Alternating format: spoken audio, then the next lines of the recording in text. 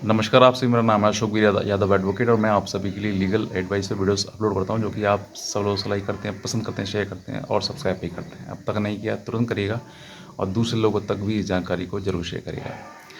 देखिए, ऐसे बहुत सारे हस्बैंड्स और वाइफ हैं जो अपनी मैरिड लाइफ से जो है वो बहुत ज़्यादा परेशान हो गए हैं और वो अब चाहते हैं कि इस शादी को छोड़कर अपने कुछ दूसरी शादी में, वो दूसरे परिवार में या फिर दूसरी शादी करना चाहते हैं। तो आज मैं आपको बताना चाहूँगा कि अगर आपके शादी होते हुए आप दूसरी शादी करना चाहते हैं, तो कौन-सा केस आपके ऊपर फाइल किया जाएगा और किन-किन धाराओं में किया जाएगा और कितने साल की सज़ा होगी। पूरा प्रोसेस मैं आपको बताऊँगा। अगर आप नए हैं तुरंत सब्सक्राइब करें और दूसरे लोगों तक भी जानकारी को ज़रूर शेयर करें। देखिए, सबसे पहले कुछ परिवार जो है वो इतने टूट जाते हैं कि वो सोचते हैं कि सर अब जो है हम इस शादी में नहीं रह सकते, हमें या तो अगला स्टेप उठाना पड़ेगा क्योंकि जीवन अकेले से तो कटेगा नहीं।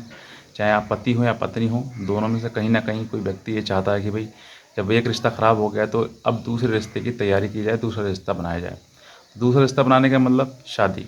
और एक शादी होते हुए यानी कि आप पहली शादी होते हुए दूसरी शादी करते हैं, तो आपको आपके ऊपर कौन-कौन सी धाराओं में मुकदमा दर्ज होगा और कौन-सा मुकदमा दर्ज होगा और कितने साल की सज़ा होगी। पूरा मैं आपको बताऊँगा सब कुछ इस वीडियो में।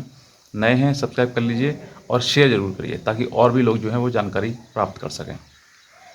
देखिए, पुराना कानून था यानी कि आईपीसी, जो आईपीसी था उसमें सेक्शन 494 यानी कि 494 जो है वो बाइगेमी की बात करता है। बाइगेमी यानी कि एक शादी होते हुए तुम दूसरी शादी करते हो तो बाइगेमी कहलाती है ये। अब इस बाइगेमी का जो कारण था वो यही था, कहीं न कहीं रिश्ते आपके इतने ख़राब हो गए कि आपने दूसरी शादी करी पहली शादी होते हुए, क्योंकि फर्स्ट वाइफ़ या हस्बैंड आपका तलाक दे नहीं रहा था, तो फिर दूसरा आपने कर ली बिना किसी तलाक किए हुए। अब इसी को नए कानून में बदलाव किया गया है सेक्शन 81 बीएनएस। जो पुराना कानून था 494 उसको अब ख़त्म करके दूसरा सेक्शन लागू कर दिया 81 यानी कि सेक्शन 81 में जो है बाइगेमी की बात कही गई है बीएनएस में। और उसमें बताया गया है कि अगर आप पहली पत्नी होते हुए यानी कि पूर्व पहली पत्नी के साथ साथ में दूसरी शादी आप कर लेते हैं तो सेक्शन 81 के तहत आपको 7 साल की सज़ा यानी कि 7 ईयर्स पनिशमेंट, जेल और फाइन दोनों हो सकता है। अब दूसरा इसमें कुछ एक्सेप्शंस भी बताए गए हैं कि अगर आपकी शादी जो है वॉइड हो चुकी है, आपने अगर किसी प्रकार से उसको ऑनरेबल कोर्ट के द्वारा पूर्व शादी को वॉइड करवा लिया है या कुछ और आपने घोषित कर लिया उसको, तो आपको सेक्शन 181 का लाभ मिल जाएगा यानी कि आपको उसमें बाइगेमी फिर नहीं होगी। सेकंड, इसमें ये भी बताया गया है कि अगर आपका पति या पत्नी दोनों 7 साल से गायब है, मिसिंग हैं और उनका कोई अता पता नहीं है, तो आप 7 साल के बाद जो है वो इस बा शादी कर सकते हैं और शादी जो है वो वैलिड मानी जाएगी, उसमें आपकी बाइगेमी नहीं मानी जाएगी।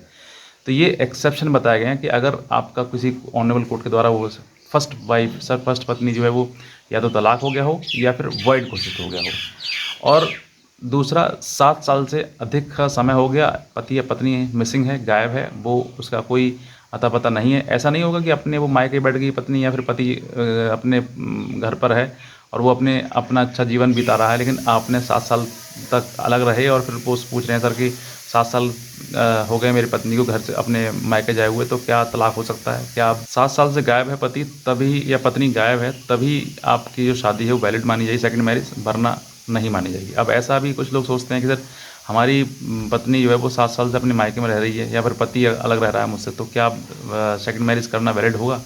तो ये नहीं होगा, इस तरीके से नहीं। अगर आप दोनों साथ रह रहे हैं या फिर अलग रह रहे हैं लेकिन मालूम है या आप उसने मुकदमा कर दिया फिर आपने मुकदमा कर दिया, तो वो चीज़ कंसिडर नहीं होगी। 7 ईयर्स का मतलब वो बिल्कुल गायब है, आपने एप्लीकेशन दी, कुछ भी कहीं पर कोई नहीं आया या फिर वो आपने मिसिंग रिपोर्ट भी लिखाई उसकी, वो भी नहीं मिला, तो तब चीज़ें हैं होती हैं ऐसी।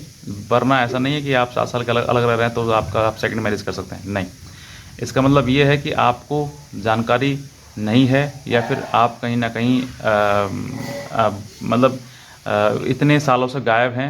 कोई मतलब इतना समझ लीजिए कि वो 7 साल से अगर गायब है तो वो मृत घोषित मान लिया जाता है कोर्ट के द्वारा, इसलिए 7 साल के बाद आप सेकंड मैरिज करना वैलिड हो जाएगा। तो ये एक जानकारी थी आपके लिए कि अगर आप सेकंड मैरिज करते हैं तो अब जो है वो आपके ऊपर मुकदमा जो है वो सेक्शन 81 के तहत दर्ज होगा BNS के तहत। और पहले 494 494 के तहत दर्ज होता था, अब वो 494 के दर्ज नहीं होगा, अब 481 सॉरी ओनली 81 BNS के तहत ये मुकदमा दर्ज होगा। और इसमें आपके लिए 7 साल की सज़ा हो सकती है अगर आपने मैरिज करी। और सेकंड मैरिज आपकी वॉइड रहेगी, यानी कि अगर आपने फर्स्ट मैरिज होते हुए सेकंड मैरिज कर लिए तो वो वॉइड भी आपकी मैरिज जो वो वॉइड होगी और वो आपका मैरिज शून्य होगी, वो आपकी मैरिज नहीं मानी जाएगी। तो ये मेरी तरफ से एक जानकारी थी। अगर आप नए हैं तुरंत सब्सक्राइब कर लें, शेयर जरूर करें जानकारी के लिए, और भी लोग ज़्यादा से ज़्यादा जागरूक हो सकें। आज के वीडियो देखने आपसे बहुत धन्यवाद।